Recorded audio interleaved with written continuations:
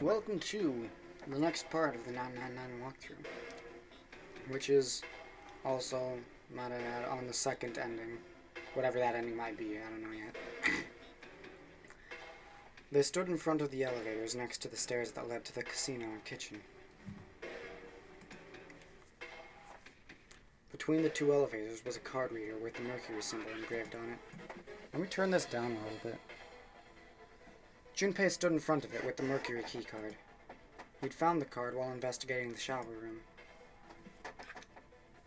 He took a deep breath and slid the card through the reader. It made a small beep and the lights on the reader blinked to life. Now they were ready.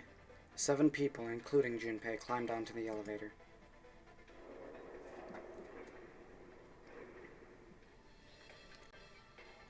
There were only 2 floor buttons they could push. The C and bottom buttons.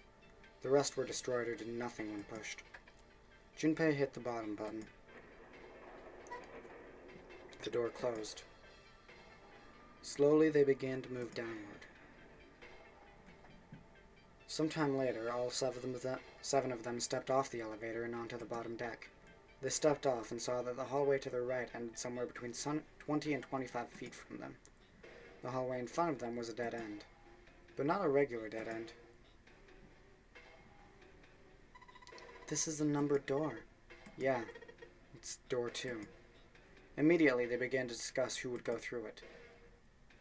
Their earlier experiences had shown them that they would meet again regardless of which numbered doors they took.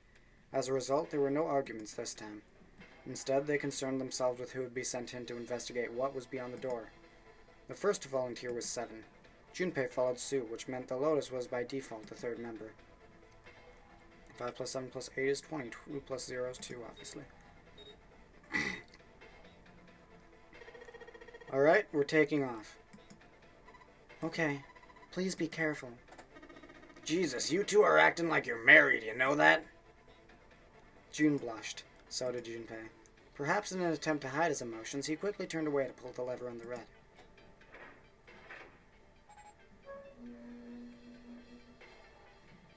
The door opened. As they'd come to expect, there appeared to be a short hallway on the other side. Alright, let's go.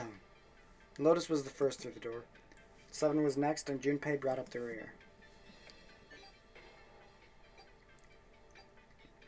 Fortunately, it took them only moments to find the dead. It had been placed just inside the room, right next to the numbered door. They gathered around it and quickly scanned each of their bracelets.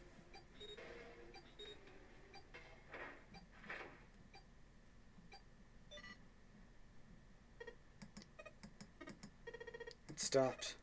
Yeah, it stopped. Junpei could feel his heart pounding against the inside of his ribs. 7 and Lotus were breathing hard and fast. It was the 3rd time they'd been through the process, but they had yet to grow accustomed to it. Not that Junpei wanted to. He planned to finish the game before he got a chance to let imminent death become commonplace. Junpei looked around again. It was a short hallway with 5 doors along the walls. There were 3 doors along the left wall, and a single one on the right.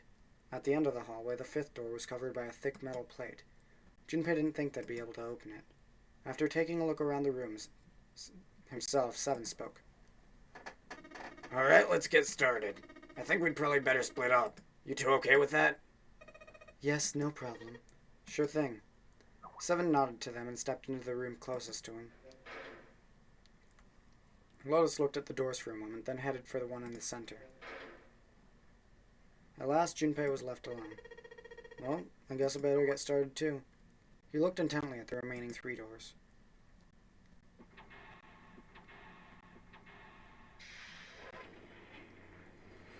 Seek a way out. Confinement room, front hallway. I vaguely remember this. There was a dirty blanket on the bed.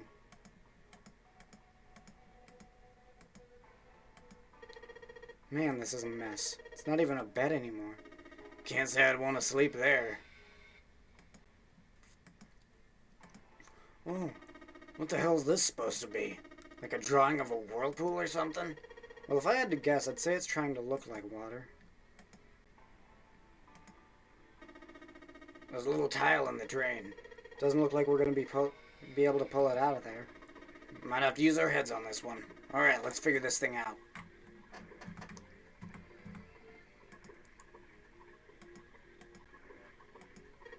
A toilet paper tube, huh? I seriously doubt I'm gonna need this for anything. Well, this part's thinner than the rest. In fact, this doesn't really look like it's part of the rest of this thing. This rod feels loose. Maybe if I give it a couple turns. Here we go. Screwdriver shaft. Hey, this is a screwdriver shaft. It's missing a handle, though. Even if we run it into a screw it fits, we're gonna have a hard time of it without a handle. Well, if we can find a handle, maybe then it'll do us some good.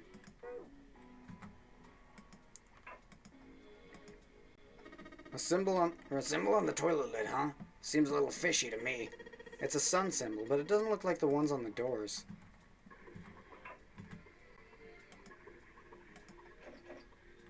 Huh? What the hell? It's not opening. There's something up with the drawer. I don't trust it. And there's screws on it, so.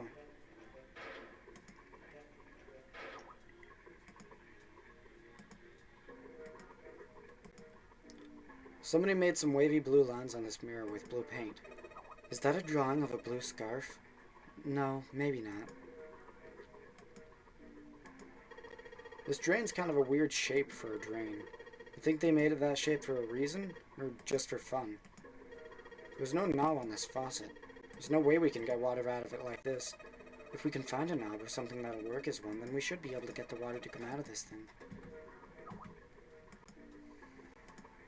This paper seems to be pretty old. Ew. How the hell can you touch that? It's horrible. Well, it's not like I've really got a choice, do I? It's not like I want to. A moon? What a filthy, disgusting moon. Yeah, it's pretty filthy, but it's a precious hint. Let's remember it, alright? Wait. It's just hanging from the wall. Well, if we're pulling the string, then it must be a toilet that flushes. Okay. Towel. Well, it looks like a towel. I have to wonder if the design means anything, though. Maybe you should consider what the design might be. Perhaps that'll give us a hint?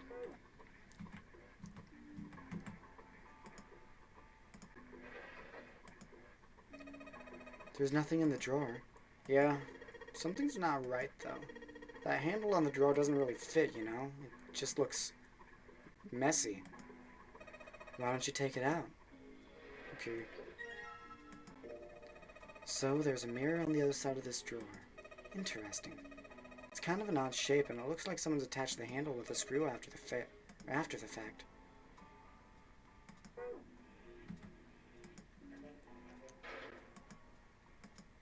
Let's go to this door.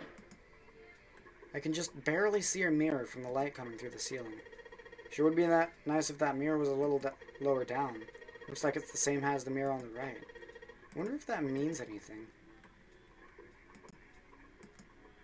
It's a blanket. Not really a great one, but still. This light's barely enough to see by. I feel like I'm gonna see a ghost in here or something. Arrgh! God damn it! No matter how hard I pull on this damn thing, it won't budge. Guess I won't be opening this anytime soon. Doesn't look like it's got a keyhole, and there doesn't seem to be anything stopping it. How the hell am I supposed to open it?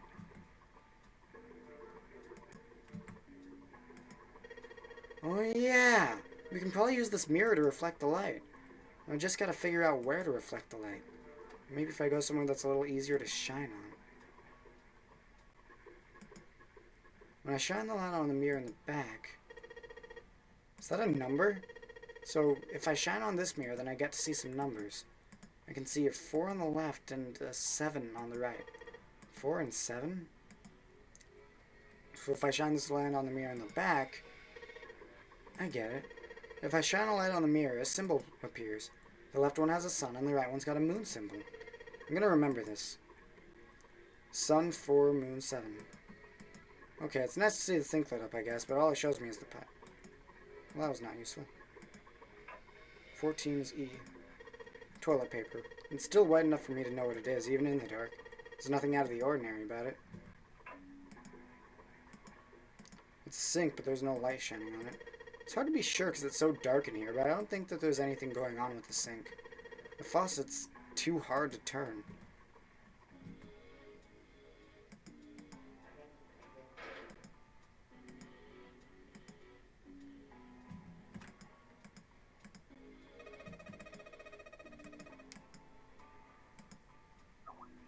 Emergence probably means to emerge or to escape from here.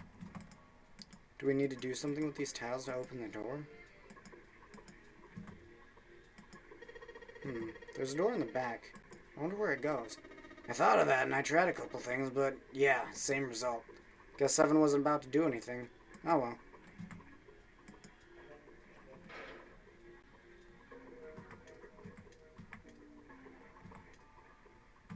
Where the fuck do I find the handle for that, though? Oh, okay, I remember now. Yeah, this handle's pretty loose. Loose? Or loose? You think it'll come off if you pull on it? It fell off. Huh, look at that. Or this. The handle doesn't really fit on the string. Maybe it wasn't meant to be attached to it. Combine with screwdriver shaft, yeah. So if I just stick this metal rod into the handle... Screwdriver. Thank God it's the right kind of screwdriver for that screw. Awesome. We can totally use this. Damn, this screwdriver looks like a soldering iron. You think it's some sort of industrial grade screwdriver? Guess that doesn't really matter. Anyway, so long as we've got this thing, we can unscrew any Phillips screw we run into. The only thing you can manipulate in this room is that string. Chances are they made this puzzle so someone wouldn't trigger it by accident. I guess I should just keep pulling on this thing then. Alright, here it goes. Second pull. Third pull.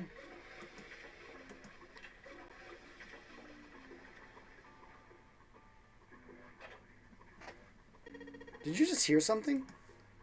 I did, but it doesn't look like anything happened here. Huh. I wonder what that sound was.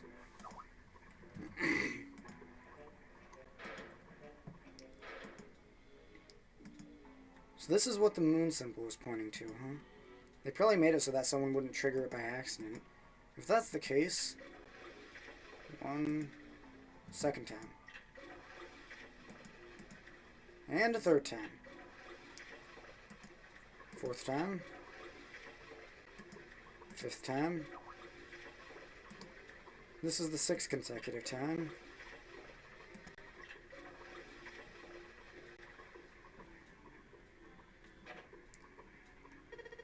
There's that sound again. It happens whenever I pull the string a couple of times. Junpei, did you hear something from the other room? The other room? You mean from the dark room?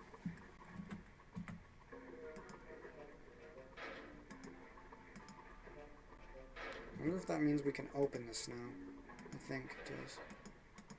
Well, this drawer opens easily enough. There's a bunch of weird lines on this thing. Or on this tile thing. I don't get this. Maybe 7 or Lotus can help me out.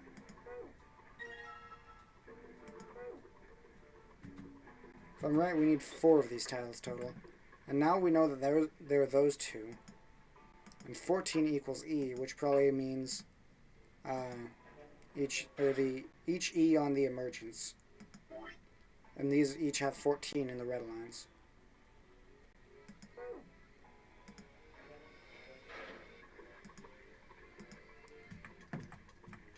God damn it. Somebody made sure this drawer wouldn't open.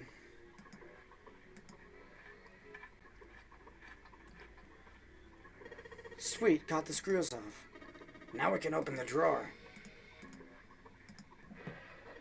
There's nothing in here. Well, maybe the drawer's what we need. The drawer, huh? Alright, let's yank that thing out. There's a bump on the back. I wonder what it's for. Maybe there's a hole somewhere and these bumps line up with and trigger a hidden switch or something. Hey, we've seen weirder stuff. It doesn't seem that far-fetched. Well, real quick. If I use the screwdriver on the screw on the center of the handle, maybe I can... Hey! Did you break it, Junpei? No, dude. Seems kind of weird to have a handle on a wooden drawer like this. This handle. Looks like it should be a handle for that faucet. But the faucet already has a handle. Maybe it goes somewhere else? Hell yeah! I already took the drawer out of this desk. Okay.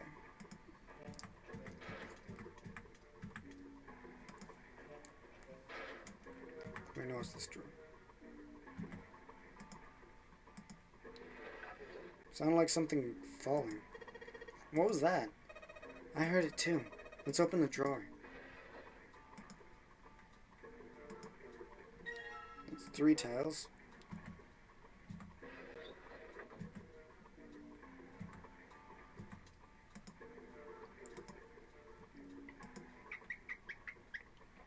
Sweet, the handle I got off that drawer fits on the faucet perfectly. Now I can turn the water on. Junpei, what are you doing? It's pretty obvious, isn't it? I'm running the water. I can see that. I'm asking you why you're just letting it run like that. Think about it, Lotus. This faucet didn't have a knob when we found it, right? What do you mean? Just watch. Any time now. Hey, water's filling up. Doesn't that just mean the pipes are clogged? Whoops, let's turn it off for now. So, did anything change? The water stopped flowing. Thank you, Mr. Obvious. Junpei, I'm leaving this one to you, alright?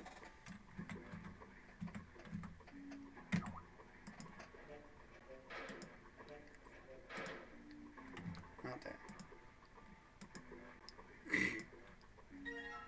Now then. Junpei put the wet towel into his pocket. He was about to turn away when there was a noise behind him. He spun around to see Seven kneeling on the floor. His face was rigid and pale. Droplets of sweat covered his forehead. Hey, what's going on? You okay, man? He was concerned. He'd never seen Seven like this before. Slowly, the other man lifted himself to his feet on shaky legs. Yeah, I'm fine. I just got a little dizzy, that's all. His face was pale and his breathing was heavy. Sweat was pouring off his face and staining his shirt. He was many things, but fine was not one of them. Are you sure? You don't look so good. Seven didn't answer. Half of his face was twisted, as if distorted by extreme pain, and his eyes were glazed. Finally, he spoke. What am I doing here? His words made no sense. What are you talking about? We opened the number 2 door and walked in here. Don't tell me you forgot. No, that's not what I meant. He shook his head several times as if trying to clear something from it. It ain't much, but I think some of my memories came back. I think I've been here before. Huh? I said I've been in this room before. You were here? When? Why? Aoi, Light, Nona. Suddenly Seven was mumbling to himself. There were words Junpei didn't understand. Seven's hoarse voice trailed off, and Junpei couldn't make out what he said. What the hell was that? Seven's brow furrowed furiously, and he ground his teeth back and forth. It's right there. I feel like I'm this close to remembering everything, but I just can't. Seven stopped, frustrated. He pulled his hat off and ran a hand through his hair. Then suddenly he looked up, his eyes wide. That's right! An experiment! There was some kind of experiment going on this ship. An experiment? What sort of experiment? They were trying to control people. Or something like that. Junpei didn't know what to make of Seven's story. Instead, he simply stared as Seven continued. Aoi, Light, Nona. Those were their names. Well, some of them. The kids that were there in the experiment, I mean. I think there were 4 or 5 more, but I don't remember all their names. Yeah, that's right. That's why I'm here. Seven began to mumble to himself and wander aimlessly about the room. He looked confused. So far as Junpei could tell, the man was simply rambling, and there was odd twitches to his movements. Experiment. Cradle, pharmaceutical. Those kidnapped kids. Was I working that case? Seven continued to mumble to himself about things that meant nothing to Junpei. Junpei didn't have any answers for him, of course. He couldn't understand what was happening to Seven. All he could do was wait. After a few minutes, Seven finally stopped. He crouched down and looked under the bed. His face registered mild surprise, and he began to mumble to himself again. The hole's gone? No, maybe it was a different room. There's got to be a ton of rooms on this boat that look just like this one. At last, Junpei could contain himself no longer. Hey, what exactly do you remember? Well, maybe you could stop talking like a crazy person and tell me what's going on here. Seven stood up slowly. Well, it's not like I really remember everything. I've only got bits and pieces, and they're scattered and don't make much sense. I don't care. Tell me the bits and pieces, then. Junpei could feel it. Whatever Seven had to remember, it was important. Very important. Seven drew a large muscled hand down across his face. As he wiped the sweat from his brow, he spoke. From what I can remember, I think I was a cop. A cop? Yeah. I was looking for that group of kids that got kidnapped 9 years ago. You remember that, right? It was all over the news. Yeah. I was still in school. I don't remember all the details, but I do remember some of it. I think it was a bunch of kids right around my age. They all just disappeared. Nobody knew why. It was all over the TV and the newspapers every day. So you're saying you were investigating it? Yeah, that's what it looks like. And I guess I found something. There was this medical company called Cradle Pharmaceutical that had something to do with those kids. After I figured that out, I managed to get some information out of somebody who worked for them. Now I'm just going to stop reading Seven's voice because he's going to monologue. But this is all Seven, and I'll tell you when it changes. They told me a ship would be leaving that night with all the kids on it. They were going to be taken to some kind of big passenger ship somewhere out on the ocean. And so Seven had headed for the wharf. He kept to the shadows, and before long... Okay, I guess it's not a monologue, just a narrative. Whatever. He kept to the shadows, and before long found the suspicious ship he'd been looking for. There were a number of human shapes moving near the ship. They were men in black suits. Many of them were carrying large bags onto the ships. The bags... There was something about the way they moved as they were carried. There could be no mistake. There were human beings in those bags. He had moved before he even realized he was going to. Out of the shadows he came, his gun already in his hand. He heard the words, "Don't move," but they weren't his. He felt metal touch the back of his head. "Drop your gun," came the cold voice from behind him. With the words, he felt the cold metal thing behind him press against his skull. Slowly, Seven crouched down and laid his gun on the floor. Then suddenly, he felt a sharp pain in his neck. A needle. Was it some sort of drug? As he was thinking about that, Seven felt his face hit the cold concrete beneath him. He could feel the chill of it seeping into him.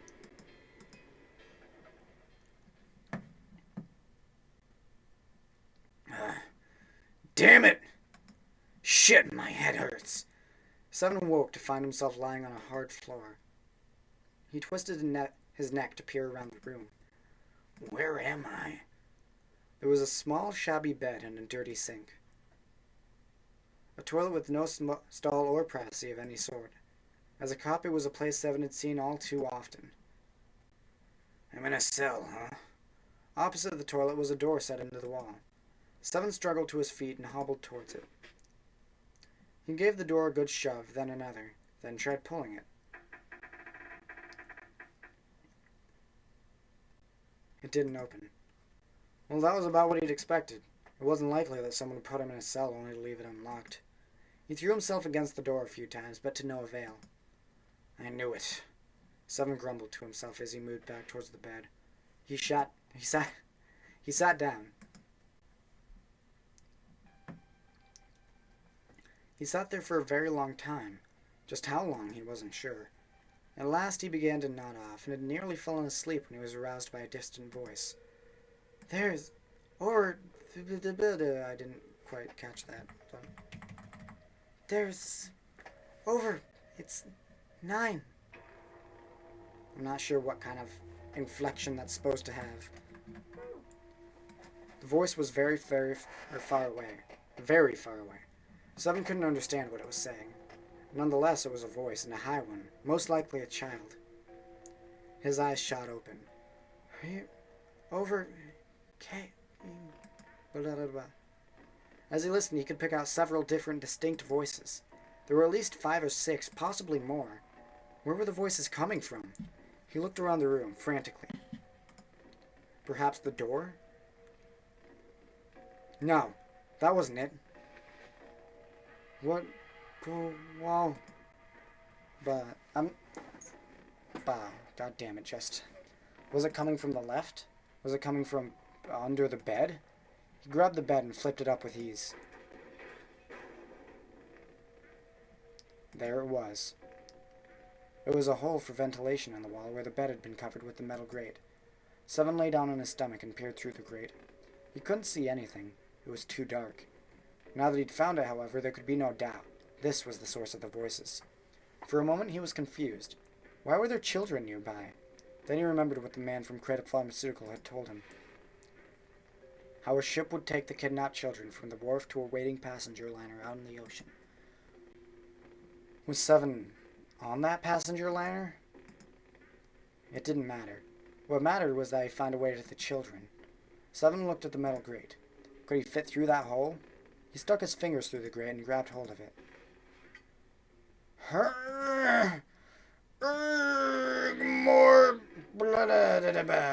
More disgruntled effort noises, panting. Yeah! How'd you like that, you son of a bitch? The dark square sat open before him. Seven wiped the sweat from his forehead and crawled inside.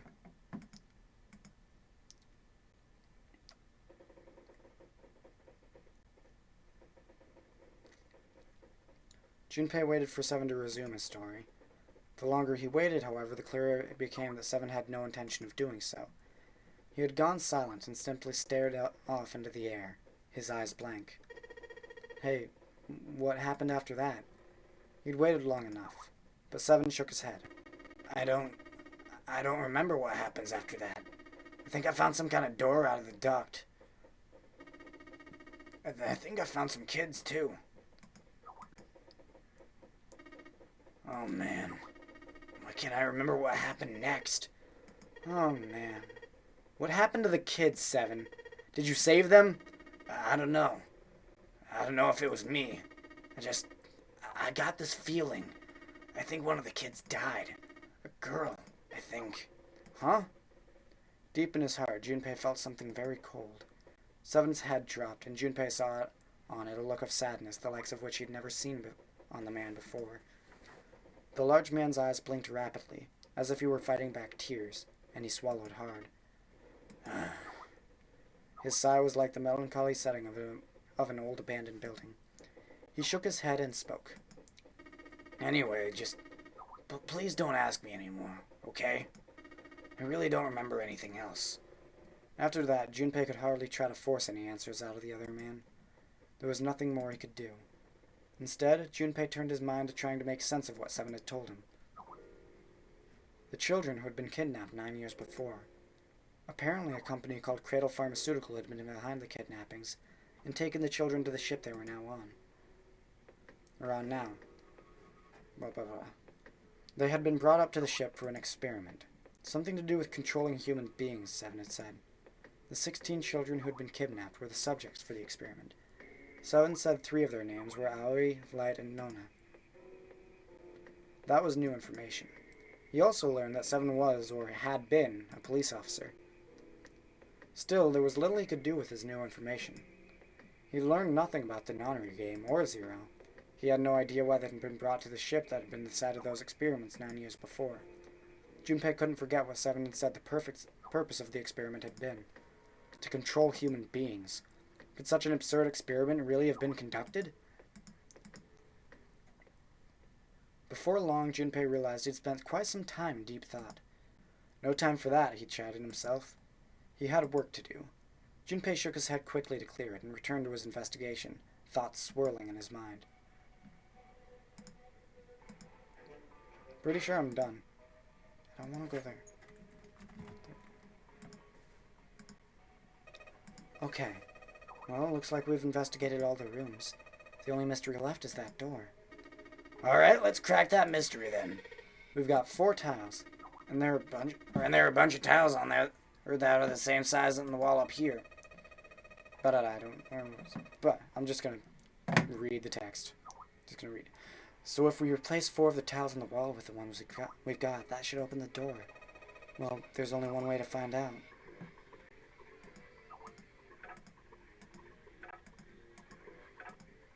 Hold on, I'm curious. Huh.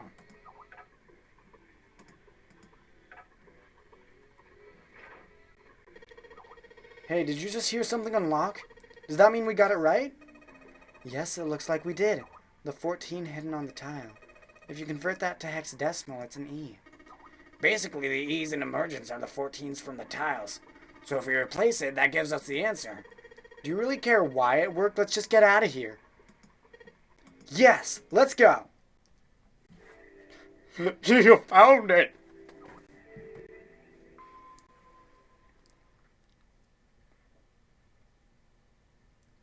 They passed through the open door and headed to the next room. Let's save this for another time.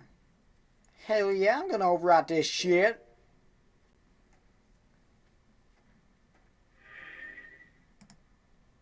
Oh, doesn't that sound fun? This is our next place. Torture room. Anyway, see you next time at the torture room. Peace.